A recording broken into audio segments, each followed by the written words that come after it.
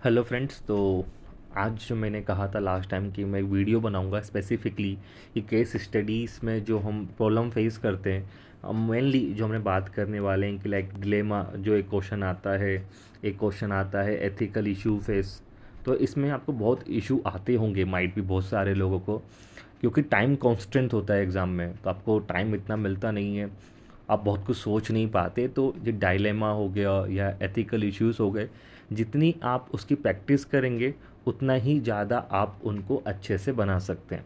तो मैंने ये वीडियो उसी के लिए बनाया है कि हम किस प्रकार से एथिकल इश्यूज़, एथिकल डायलेमा, जो दो मेन टॉपिक है, हम उसको किस प्रकार से अप्रोच कर सकते हैं, किस प्रकार से उनको सोल्व कर सकते हैं। ओके, तो क्या इशू होना चाहिए कि लाइक पहली बात हम कर लेते हैं एथिकल इश्यूज़ को। जब भी आपसे वो एथिकल इश्यूज़ पूछ रहा है केस स्टडीज़ के अंदर, तो आप केस स्टडीज़ को अच्छे से पढ़िए एंड आपको सिर्फ उसमें जो जो आपको एथिकल इश्यूज़ लग रहे हैं, okay, related to case study, आपको मेंशन करने हैं। लाइक जिस थीम की केस स्टडी है, लाइक कोई इन्वायरमेंट थीम की केस स्टडी है, तो इन्वायरमेंट रिलेटेड केस आपको इश्यूज़ वहाँ पे कोट करने हैं। कोई कैरेक्टर है, लाइक राकेश नाम का व्यक्ति है, वो कौन से इश्यूज़ फेस कर रहा है, तो राकेश से कोई पर्सनल इश्यूज़ हैं, लाइक फैमिली का इशू है, बच्चों का इशू है, उसकी जॉब का इशू है, प्रमोशन का इशू है, तो जो भी है, लाइक कैरेक्टर की हम बात करते हैं, उसका जॉब खतरे में, तो राइट कि जॉब सिक्योरिटी का समस्या है, प्रमोशन अटक जाएगा उसका, जो भी आपको लगता है कि जो भी एथिकल इश्यूज उसमें लग रहे हैं, यू कैन मेंशन। ठीक है, लाइक उसकी इंटीग्रिटी खतरे में आपको लग रही है, तो राइट इंटीग्रिटी, ओके, जो भी आपको ऐसे ऑप्शंस दिख रहे हैं वहाँ पे, तो ये सब हमको उसमें ध्यान में रखना है। ओके, जैसे हम बात कर रहे हैं किस चीज़ को लेके, डेट इज़ कैरेक्टर जो वहाँ पे है। इसके अलावा कुछ परिस्थिति भी हो सकती हैं जो वहाँ पे सर्कमस्टांसिस बनाए गए हैं, तो वो सारी बात है, लाइक कोई डिसीजन लेना है जहाँ पे आपको लगता है कॉम्पेशन नहीं है, तो like right lack of compassion is ethical issue. Okay, तो कुछ इस प्रकार से आपको ढूंढना है उसमें से, थीम वाइज, कैरेक्टर वाइज, या जो हम बात करें सर्कमस्टांसेस जो मैंने मेंशन किया, like issue of integrity, maintain rule of law, ये सारे इश्यूज़ में आते हैं। तो जब भी इश्यूज़ लिखने को आए ना, तो मैंने कहा इश्यूज़ आपको सिंपल वर्ड्स में लिखने हैं, आपको वर्सेस में नहीं लिखने। ठीक है, जब भी आप इश्यूज़ लिखेंगे, आप सिर्फ वन पॉइंट इश्यूज़ लिख के छोड़ देंगे। ओके, सिंपल सा, बहुत ज़्यादा एक्सप्लेन भी नहीं करना है, it should be very short, आप वन लाइन में भी लिख सकते हैं। तो मैं यहाँ पे कुछ पॉइंट्स दे रहा हूँ, यहाँ पे ये सब जो आपको मिल रहे हैं, नेक्स्ट यहाँ पे जो भी आपको जब आगे आपको जो दिखाई दे रहे हैं, यही सारे एथिकल टर्मिनोलॉजी है, एथिकल वर्ड्स हैं जो आपको अपने केस स्टडीज़ में यूज़ करने हैं। ओके, यही सारे के सारे आपको मिलेंगे, ये टर्म्स आपको एथिकल इश्यूज पूछ रहा है तो लिखने, या एथिकल जब आगे डायलेमास भी आएंगे तो आप इनको ही कंपेयर करने जाएंगे। तो ये सारे पॉइंट्स जो मैंने आपके लिए बनाए हैं, तो प्लीज़ ध्यान रखिएगा, कुछ भी हो जाए आपको इनको एकदम कंठस्थ करना है, माइंड में रखना है। फॉर एग्जांपल, जब आप कोई ड्यूटी फॉलो कर रहे हो, या कोई गवर्नमेंट ने आपको कोई टास्क दिया है पूरा करने के लिए, जब आप उस ड्यूटी को फॉलो कर रहे हो तो आपको किन बातों का ध्यान रखना चाहिए। लाइक कोई केस स्टडीज़ हैं जहाँ पे बोला गया है कि आपको कोई ड्यूटी लगी है किसी फेस्टिवल मैनेज करने में, कोई ट्रैफिक मैनेजमेंट के अंदर, या किसी बड़े प्रोग्राम के अंदर, तो वहाँ पे आपको जो टास्क दिया गया है वहाँ पे आप क्या फॉलो करेंगे। तो यू हैव टू मेंशन कि लाइक मैं रूल ऑफ लॉ के अकॉर्डिंग चलूँगा, जहाँ पे आपकी बायसनेस नहीं आएंगी। तो आप रूल ऑफ लॉ एक ऐसा वर्ड है जो आपको पता होना चाहिए। लाइक कोई आपने, किसी ने आपको बोला यार तू ये काम मत कर, तो दूसरा काम कर ले, तो आप क्या कोट करोगे, क्या नहीं, मेरा रूल ऑफ लॉ वहाँ पे अफेक्ट हो रहा है। दूसरा जो बड़ा प्रिंसिपल है, ये याद रखिएगा, आपको मेंशन करना है माई डियोंटोलॉजिकल पर्सपेक्टिव ऑफ ड्यूटी, या ड्यूटी एज पर डियोंटोलॉजिकल पर्सपेक्टिव, क्योंकि हम जो भी काम कर रहे हैं ना, हमारी ड्यूटी कुछ ना कुछ होगी। तो जब भी हम ड्यूटी से अलग करने का सोचेंगे, तो कौन सा इशू आएगा, डियोंटोलॉजिकल पर्सपेक्टिव।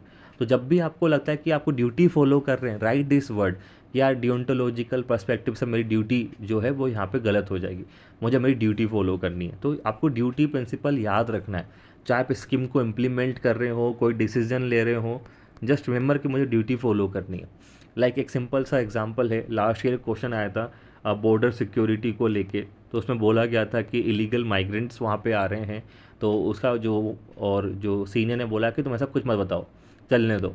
तो वहाँ पे आपको बताना पड़ेगा कि यार नहीं, मेरी ड्यूटी बनती है गवर्नमेंट को रिपोर्ट करने की इलीगल माइग्रेंट्स की, तो कोट दिस वर्ड।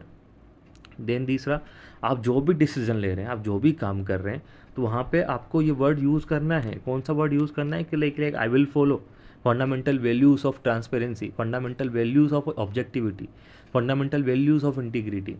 सिर्फ ये ना लिखिए कि यार issue of integrity, if you quote like fundamental values of integrity, तो it will create a more impact. तो जो ये वर्ड है ना, ये आपको ज़्यादा इम्पैक्ट डालता है। ये सारी चीज़ें आपको देखने को मिलेंगी कि यार ओके, दिस इज़ ए, एक जो था ना वजन होता है बात में कि like this will be against my fundamental values of integrity, क्योंकि सिलेबस में मेंशन भी ऐसा ही है फंडामेंटल वैल्यूज़ करके। You have to use this keywords, okay. Then आपको डिसीजन ले रहे हैं, जो मैंने एग्जांपल कहा कि लाइक आपको बोला गया है कि लाइक किसी इलाके में लिथियम मिला है, आप वहाँ जा रहे हैं, तो अभी बहुत सारे आपको लगता है कि ट्राइबल्स की वहाँ पे कुछ रिलीजियस मैटर सामने आ रहे हैं, तो वहाँ पे आपको डिसीजन लेना है। और डिसीजन लेना है किसके अकॉर्डिंग? यूटिलिटेरियन पर्सपेक्टिव से। तो देन आपको वो मेंशन करना है कि यार यहाँ पे एक यूटिलिटेरियन एस्पेक्ट भी आ रहा है कि मुझे सब लोगों का ध्यान में रखना है। तो ये सारी चीज़ आपको ध्यान में रखनी है, ओके। ये सारे वर्ड। देन सिमिलर, आप कोई भी प्रोग्राम चला रहे हैं, कोई डिसीजन ले रहे हैं, कोई भी आप ड्यूटी फॉलो कर रहे हैं, तो you have to follow constitutional values of social equality, या constitutional values of gender equality या लिबर्टी, जो भी वैल्यूज़ संविधान की हैं, quote as it is word. हम जनरली क्या करते हैं, इक्वालिटी हम वर्ड लिख देते हैं। If you mention this constitutional values of equality, it will increase your weightage, है ना, जो आपकी बात है वजनदार हो जाती है। Now I will quote more examples like, अगर आप स्कीम को इम्प्लीमेंट कर रहे हैं, कोई भी स्कीम को इम्प्लीमेंट कर रहे हैं, तो use this kind of word in letter and spirit. Like कोई पॉलिसी है, कई बार क्या होता है कि हम सिर्फ जो लिखा है हम उसको फॉलो करते हैं, उसका मीनिंग फॉलो नहीं करते। तो ये याद रखिए, जब भी कोई कंडीशन ऐसी आ जाती है जहाँ पे लेटर क्लियर नहीं है, लाइक ऐसा बहुत बार होगा कि आपको क्राइटेरिया दिया गया है और बोला गया है कि इस क्राइटेरिया के अकॉर्डिंग आपको बेनिफिशरीज चुनने हैं। कई बार ऐसा हो सकता है कि क्राइटेरिया में कुछ जो स्ट्रिक्टली क्राइटेरिया है, कुछ एक आध लोग उसको फुलफ़िल नहीं करते ड्यू टू सम कंडीशंस के, लाइक उनके यहाँ पे डॉक्यूमेंटेशन नहीं है। तो फिर आपको ध्यान रखना है कि मुझे स्पिरिट को भी फॉलो करना है कि यार नहीं, जो उसका लार्जर मीनिंग है मुझे उसका ध्यान रखना है। तो दिस काइंड ऑफ वर्ड जो है ना, लेटर एंड स्पिरिट, ये सब आपको काम में आता है। ये सिर्फ जो लिखा है फॉलो नहीं करना, मतलब उसको एकदम दिल से मानना है कि यार नहीं नहीं, मुझे इसको काम करना ही है। ये सिर्फ एक कमिटमेंट नहीं है, it should be kind of a dedication for you. तो वहाँ पे ये आता है। दूसरा, सर्विस ओरिएंटेशन। जब भी आपको स्कीम को फॉलो करवा रहे हैं या कोई डिसीजन ले रहे हैं, माइंड में रखिएगा कि आपको सर्विस ओरिएंटेशन मतलब लाइक डेडिकेशन। यार मैं, मेरा जो जॉब है स्पेशली फॉर एडमिनिस्ट्रेशन, यार वो डेडिकेशन वाला ही है। तो आपका सारा काम जो होना चाहिए, it should be service oriented. आपको ट्रांसपेरेंसी वहाँ पे मेंटेन करनी है। देन जो मैंने फिर से कहा, यूटिलिटेरियन एथिक्स, कोशिश करनी है कि सब लोगों को, मैक्सिमम लोगों को मैक्सिमम हैप्पीनेस वहाँ पे मिले। ओके, जब कोई भी चीज़ इंप्लीमेंट कर रहे हैं, ये याद रखिएगा कि आपको कोशिश करनी है पब्लिक आप किस प्रकार से इन्वॉल्व कर सकते हैं। तो make sure you will involve public participation in your answer. क्योंकि क्या होता है ना, और इवन कोई क्वेश्चन है जहाँ पे स्कीम्स की बात की गई है और आपको पूछा गया है कि स्टेक होल्डर्स फाइंड आउट करो, याद रखिएगा कि जो जनरल पब्लिक है वो भी क्या होती है, स्टेक होल्डर्स होती है। हम कोई चीज़ को इम्प्लीमेंट कर रहे हैं जिसका इम्पैक्ट पब्लिक पे पड़ने वाला है, मेक श्योर कि आप जब स्टेक होल्डर्स मैंशन कर रहे हैं, मेक श्योर कि उसमें पब्लिक भी क्या हो, एक स्टेक होल्डर्स मानी जाए। लाइक ये मोस्ट इंपॉर्टेंट है कि लाइक कोई पब्लिक ऑफिस की बात है, कोई आपको काम दिया गया है पब्लिक ऑफिस में, या कोई आप बड़ा काम आप कर रहे हैं, या फिर आप सरकार को रिप्रेजेंट कर रहे हैं इंटरनेशनल लेवल पे, तो आप अंतर्राष्ट्रीय स्तर पे गवर्नमेंट को रिप्रेजेंट कर रहे हैं, तो किन बातों का ध्यान रखिए। याद रखिएगा, means should always justify ends. ठीक है, कई बार क्या होता है कि डिसीजन लेने की बात की जा रही, मीन्स सही नहीं है, तो हमें याद रखना है कि हमारे लिए मीन्स जो होने चाहिए वो सही होने चाहिए, एंड को जस्टिफाई करने चाहिए। क्यों? क्योंकि अगर हमने अनफेयर मीन्स यूज़ किए हैं, वो कभी कल्याण नहीं कर सकते, वेलफेयर नहीं कर सकते, क्योंकि प्रोस्पेरिटी जो है वो करप्ट मीन्स पे नहीं आती। फॉर सिंपल एग्जांपल, हमारे पास राफेल का हमको सौदा करना है, ओके, डील है। अब उसमें जो एक मीडिएटर बोल रहा है कि आप मुझे जो है मुझे ब्राइब दे दो, मैं जल्दी काम करा दूंगा, अदरवाइज़ मैं इसको चाइना को बेच दूंगा। अब आपने क्या कर दिया, चाइना के चक्कर में आपने ब्राइब दे दी उसको, और आपने खुद ने खरीद लिया। लेकिन जब फ्यूचर में किसी की तरफ घोटाला उजागर हो गया, आरटीआई के थ्रू या किसी के थ्रू, तो आई थिंक नेशन की जो इमेज है वो ज़्यादा ख़राब होगी। आई थिंक जो आपके टर्म्स भी हैं फ्रांस इंडिया के ख़राब हो सकते हैं। तो जो लॉन्ग टर्म कंसिक्वेंसेस ख़राब हो जाते हैं, तो हमको याद रखना है कि हमको मीन्स को जस्टिफाई कराना है एंड से। तो किसी भी चीज़ की प्रोस्पेरिटी जो है करप्ट मीन से नहीं आती। तो ये जो लाइन है ना, आपको ये याद रखनी है, क्योंकि ये आपके आंसर में मैंने फिर से कहा, वो वैल्यू बढ़ाती है, इसे वैल्यू एडिशन। सिमिलर कोई आप स्कीम भी फॉलो करा रहे हैं, गवर्नमेंट का कोई काम भी कर रहे हैं, लाइक आपने कोई टेंडर रिलीज़ भी किया है, तो वहाँ भी आपको ध्यान रखना है कि आपको मीन्स और एंड सही यूज़ करने हैं, क्योंकि मीन्स और एंड गलत हुए तो आपको याद रखना है कि फ्यूचर में दिक्कत आएगी। और मुझे याद है, और मैं इसलिए सब बता रहा हूँ कि मुझे काफ़ी फ़ायदा मिला लास्ट ईयर। आई थिंक पहली केस स्टडी जो थी उसमें यही बात थी कि उसमें वो एक लीक्ड रिपोर्ट लेके आता है और ऑफ़र लेके आता है कि मैं तुम्हारा टेंडर पास करवा दूंगा, तुम्हारी स्कीम पास हो जाएगी, तुम मुझे काम पे रख दो। तो वहाँ पे हमको यही फॉलो करना है कि यार मीन्स और एंड सेम होने चाहिए। तो मैं अभी तो मीन्स गलत यूज़ कर लूँगा, मेरे को नौकरी मिल जाएगी या मेरी कंपनी आगे बढ़ जाएगी, लेकिन जब मालूम चलेगा तो कंपनी के शेयर पूरे गिर जाएंगे। तो ये याद रखिएगा, प्रोस्पेरिटी करप्ट मीन्स पे कभी नहीं आती है। तो it's a very good line, ठीक है। हमेशा गुड फेथ में काम करना है, ठीक है। आपका जो इंटेंशन होना चाहिए वो सही होना चाहिए, और आप हमेशा अच्छे के लिए काम करेंगे। तो जब भी आप काम कर रहे हैं, डिसीजन ले रहे हैं, it should be in a good faith, ये वर्ड भी है। और नेशनल इंटरेस्ट आपको ध्यान में रखना है इंटरनेशनल रिलेशंस में, कि नेशनल इंटरेस्ट मैटर करते हैं, है ना। और इंटरेस्ट मैटर करते हैं इसलिए हमको सही डिसीजन लेने हैं, ठीक है। कई बार क्या होता है, फॉर एग्जांपल एक आप काम आएगा, लाइक क्लाइमेट चेंज की बात आ जाती है कई बार, और आप पे हम हमारे डेवलपमेंट की बात कर रहे हैं, हमारी सिक्योरिटी की बात हो रही है, फूड सिक्योरिटी की बात होती है, तो हम इसको चुनना पसंद करते हैं जनरली, क्योंकि कुछ चीज़ हमारे इमिनेंट नेशनल इंटरेस्ट भी होते हैं जिनका हमको ध्यान रखना पड़ता है, ठीक है। ये सारी बात ना, कई बार ऐसा होता है कि कोई चीज़ गलत हो जाती है, आपको इन्वेस्टिगेशन करने के लिए लाया जाता है कि आंगनवाड़ी में चेक करें सही हो रहा है कि नहीं हो रहा, किसी के खिलाफ केस हो गया है। जब भी ऐसा कोई मैटर आता है इन्वेस्टिगेशन वगैरह का, याद रखिएगा, you should give opportunity for explanation, कि यार नहीं, जो सामने वाला बंदा है उसको पहले आप वो करिए कि ये कहते हैं भाई अपना एक्सप्लेन कीजिए। आप बिना एक्सप्लेनेशन के जजमेंट पास कभी नहीं करेंगे, इट्स ए गुड प्रोसीजर। तो याद रखिएगा, मुझे पहले एक्सप्लेनेशन सीख करना है, then you have to pass judgement और इंक्वायरी। यहाँ भी सेम बात, गुड फेथ, आपका इंटेंशन गलत नहीं होना चाहिए। आप जो भी डिसीजन ले रहे हैं, जो भी आपका काम कर रहे हैं, should be in good faith. तो एक और जो बात है सबसे बड़ा ये, दैट इज़ प्रिजम्पशन। आप इनोसेंस का जो होना चाहिए वो होना चाहिए प्रिजम्पशन, कि व्यक्ति पहले जो है वो निर्दोष मानना चाहिए। तो अगर आप पहले से इनोसेंस मान के चलेंगे, देन इंक्वायरी आप फेयर रख पाएंगे। तो ये ध्यान रखिएगा, ठीक है। देन हाँ, एनोनाइमिटी और सिक्रेसी, आपको अपने जो गोपनीयता जो होती है, सिक्रेसी, वो मेंटेन करनी ही होगी। You have to maintain secrecy and anonymity, क्योंकि बहुत ज़रूरी है। आप डिटेल्स को लीक नहीं कर सकते। आप जो काम कर रहे हैं, should be like with in the close walls. And most important, courage of conviction. अगर कोई चीज़ गलत होती है तो गलत बोलते भी आना चाहिए, ठीक है। कोई चीज़ अगर सही है तो आपको सही ठहराते भी आना चाहिए। You should follow courage of conviction. कई बार ऐसा होगा कि लोग आप पे प्रेशराइज करेंगे, आपको क्या रिपोर्ट चेंज कर दो, गलत रिपोर्ट दे दो, but you have to follow courage of conviction कि नहीं, मैं कर सकता हूँ, जो कहा मैंने सही किया है, मैं मेरे अकॉर्डिंग डिसीजन सही है।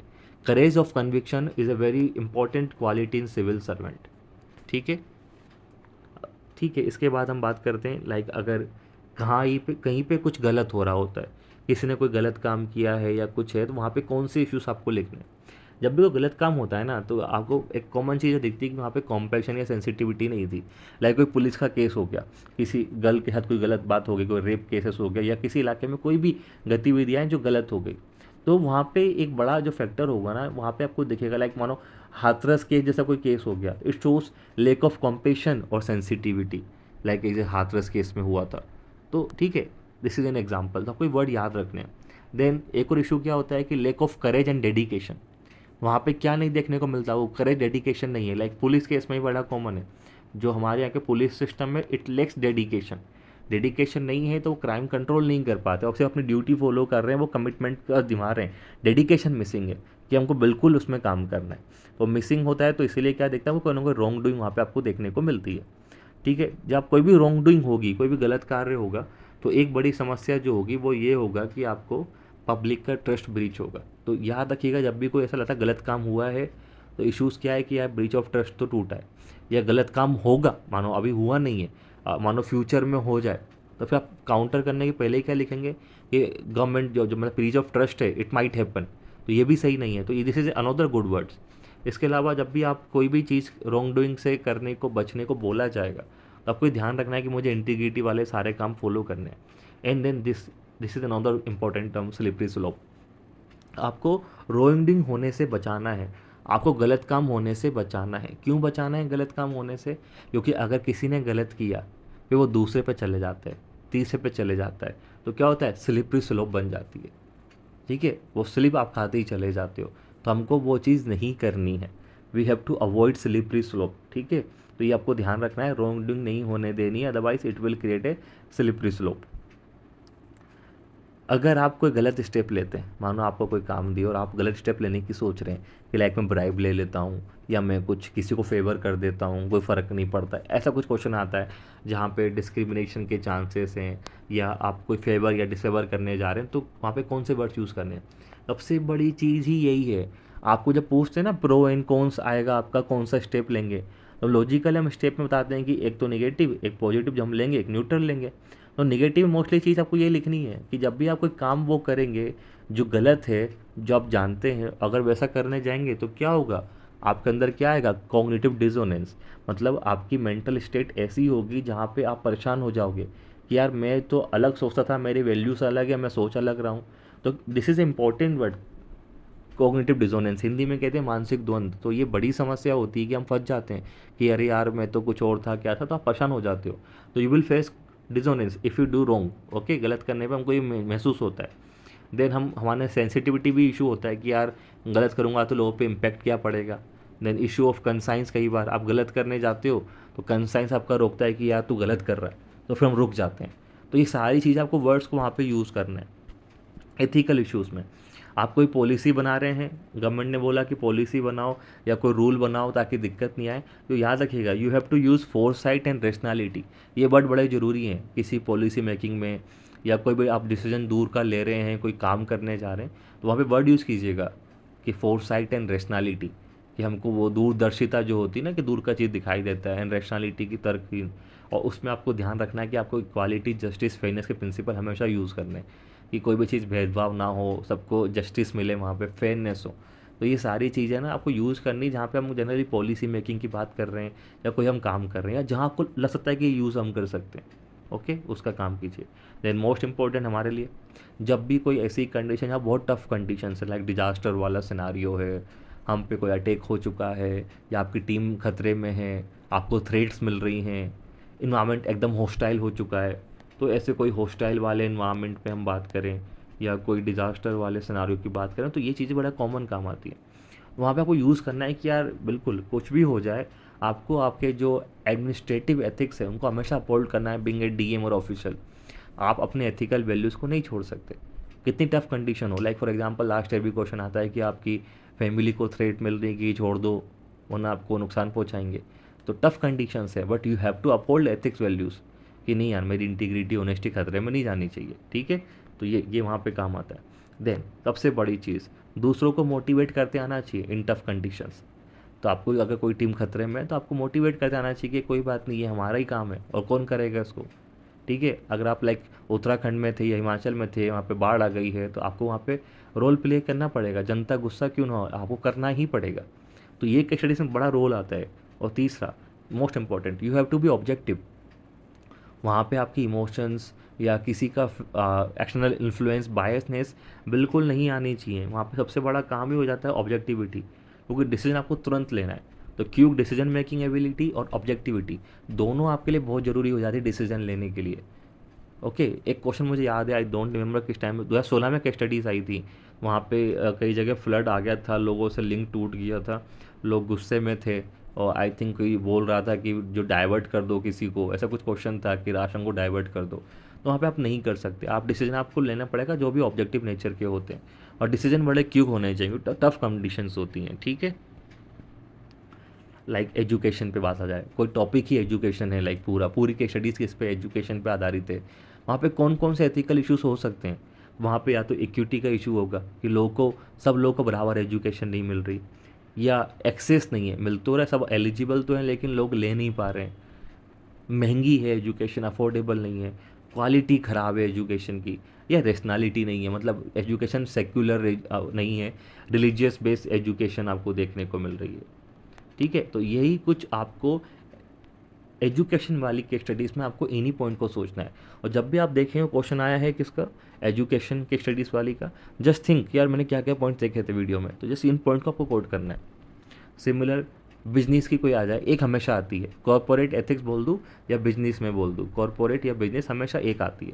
तो यहाँ पे क्या ध्यान रखना है, we have to avoid conflict of interest. Conflict of interest नहीं होना चाहिए। जैसे आप पाते हैं कि लाइक चंदा कोचर वाला केस था कई बार आपका देखा आपने इनसाइडर ट्रेडिंग हो जाती है, सत्यम घोटाला हो गया। तो कॉन्फ्लिक्ट ऑफ इंटरेस्ट आपको अवॉइड करना है, आपको हमेशा इंटीग्रिटी मेंटेन करनी है बिजनेस की, है ना, रॉन्ग मेजर्स नहीं लेने हैं। सस्टेनेबिलिटी, इन्वायरमेंट को आपको हार्म नहीं पहुंचाना, ये सारे वर्ड्स आपको यूज़ करने हैं।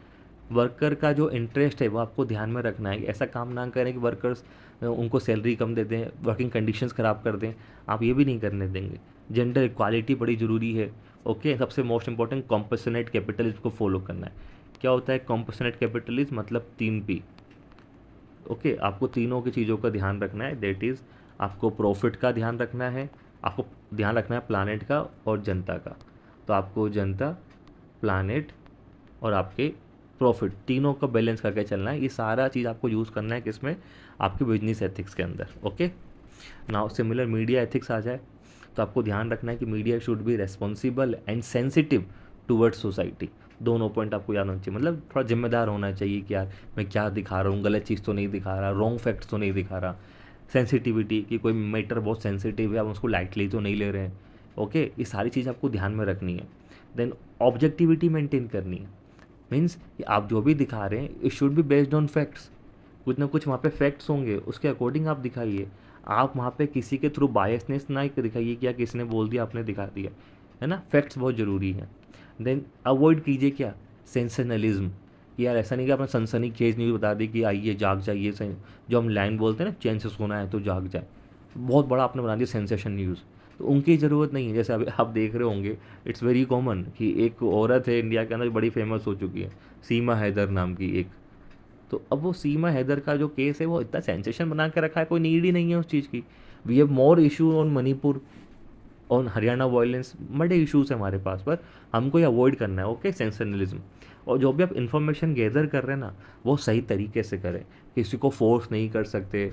इस आप जो जनरल स्टिंग ऑपरेशन वगैरह भी होते हैं अवॉइड कीजिए, है ना। जो एथिकल मीन्स होते हैं कि आपने इन्फॉर्मेशन सही तरीके से निकाल पाए वो ठीक है।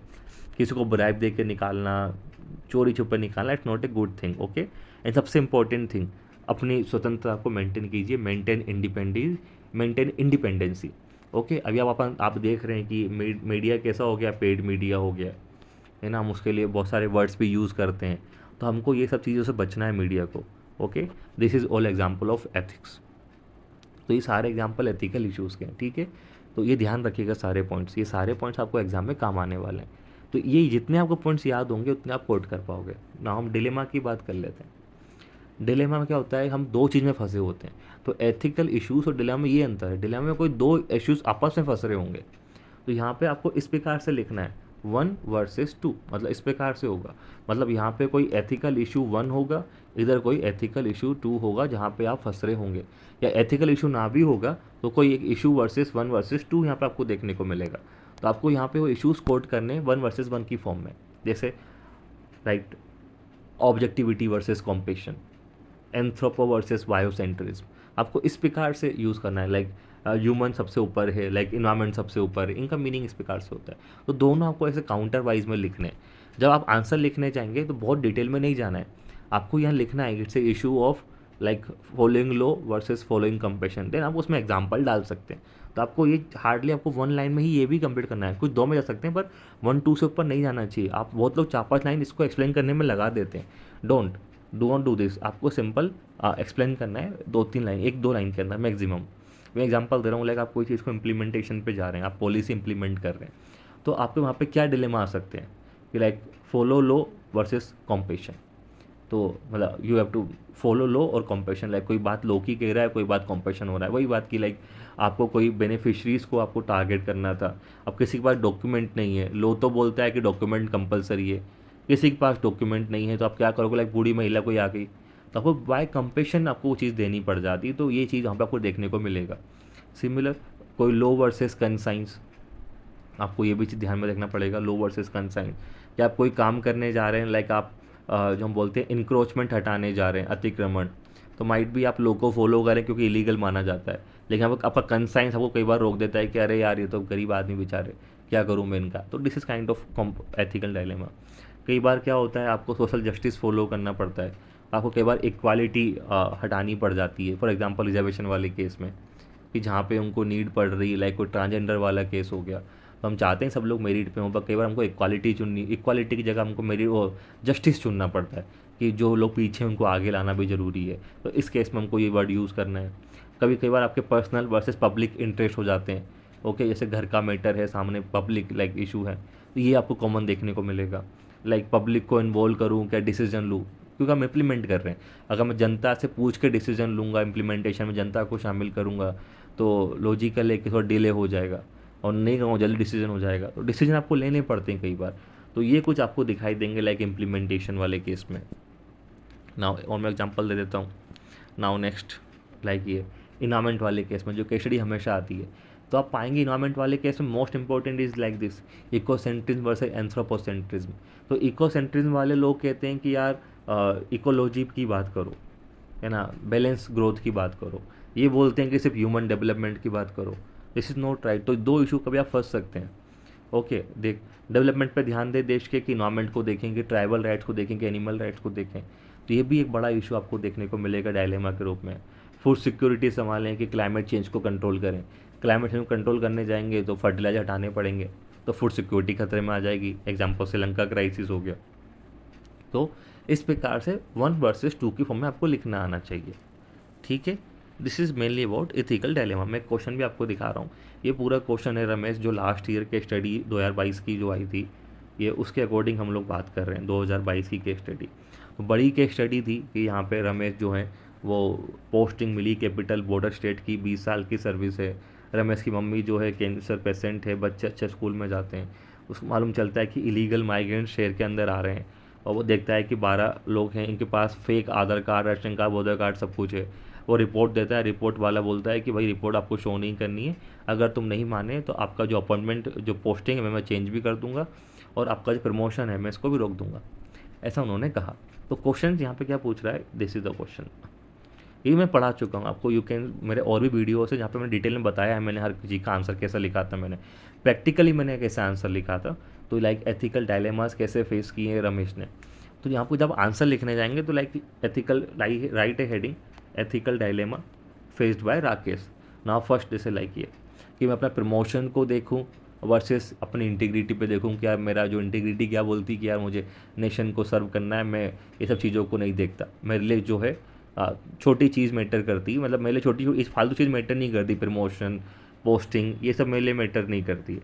प्रमोशन पोस्टिंग आपके लिए मैटर नहीं करती है। आपके लिए जो मैटर करता है वो क्या मैटर करता है, आपने बोला कि मेरे को नेशन मैटर करता है, तो फिर ये सारी बात वहाँ पे आ जाती है। ओके, देन दूसरा क्या हो गया आपका, लाइक दूसरा हो गया आपका कि ये जो मैंने कहा, जैसे मैं लिखता हूँ लाइक डियोंटोलॉजिकल ड्यूटी ऑफ एड्रेसिंग। अगर हम बात करें इलीगल माइग्रेंट को एड्रेस करें कि सिक्योरिटी का ऑर्डर को माने। सिक्योरिटी बोलता है कि बाहर मत ले जाओ, लेकिन आपका जो ड्यूटी बोलती कि नहीं, गलत को रिपोर्ट करना बनता है। आप अपनी जॉब सिक्योरिटी सोच रहे हो कि नेशनल की सिक्योरिटी सोच रहे हो, तो सिमिलर टर्म आपने यूज़ किया।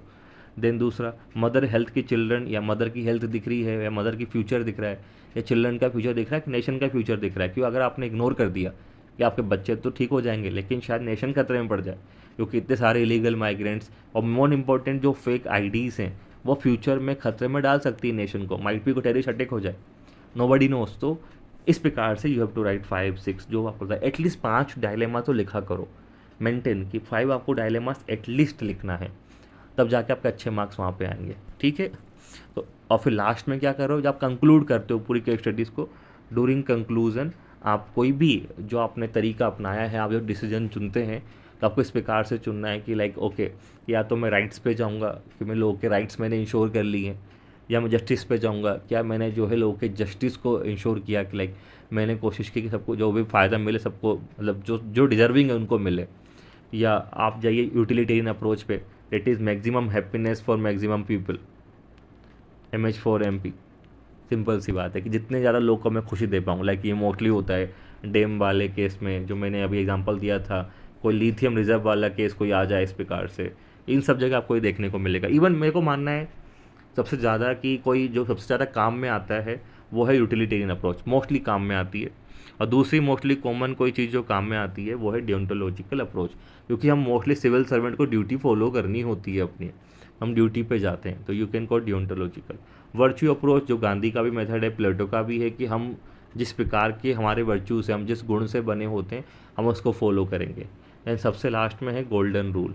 गोल्डन रूल को भी आप फॉलो कर सकते हैं। गोल्डन रूल क्या बोलता है कि हमें वही करना चाहिए, है ना, we should do to others what we expect others to do. हम जो लोगों से एक्सपेक्ट करते हैं कि हमारे लिए करें, हमें वही सब करना चाहिए, what we expect from others. ठीक है, याद रहेगा ये लाइन, ये गोल्डन रूल होता है। हम जो दूसरों से उम्मीद करते हैं हमको वही काम करना चाहिए। तो इस प्रकार से आप ये जो भी केस स्टडीज़ को कंक्लूड करेंगे। और इसके बाद अगर हम बात करें तो ये सारी चीज़ आपको करनी है। और तो this is how we going to solve ethical issues and dilemma. दोनों में अंतर क्लियर है आपको। इश्यूज़ में हमको ऐसे लिखना है 1 2 3 करके, यहाँ पे 1 वर्सेस करके लिखना है हमको। तो ध्यान रखिएगा ये सारे जो टर्मिनोलॉजीज जैसे शब्द मैंने अभी यूज़ किए अपने आपको इस वीडियो के अंदर, कोशिश कीजिएगा आप इन वर्ड्स को मेमोराइज़ कर पाएँ। और कोशिश कीजिएगा कि मैं इन वर्ड्स को कहाँ कहाँ पे यूज़ कर सकता हूँ। अगर आपने अराउंड आई थिंक मैंने आपको 50 60 70 वर्ड्स कुछ दिए हैं, यही 70 वर्ड्स आपको अपने आंसर्स में केस स्टडीज़ के में यूज़ करने हैं जगह जगह पे। चाहे वो डायलेमा पूछ रहा हो, आपसे ऑप्शंस अवेलेबल पूछ रहा हो, वहाँ पे प्रो कॉन्स लिखेंगे तो प्रो कॉन्स में वो सारे पॉइंट्स काम में आने वाले हैं। ठीक है, ना सिर्फ एथिकल या डिलेमा पॉइंट्स वो काम में आएंगे, you can use it in pro and cons. मैंने ये खूब यूज़ किए हैं। मुझे जैसे मैं देखता था कि मुझे याद आता है कि ओके यार वो पॉइंट्स मैं यहाँ पे डाल सकता हूँ, मैंने इससे खूब लिखे हैं और मेरे नंबर अच्छे भी आए हमेशा। तो डेट इज़ ए की क्राइटेरिया कि आप कैसे अच्छा मार्क्स ला सकते हो। और भी आपको कुछ जानना हो तो आप मेरे ग्रुप को फॉलो कर सकते हैं, that is UPSC by Amit sir.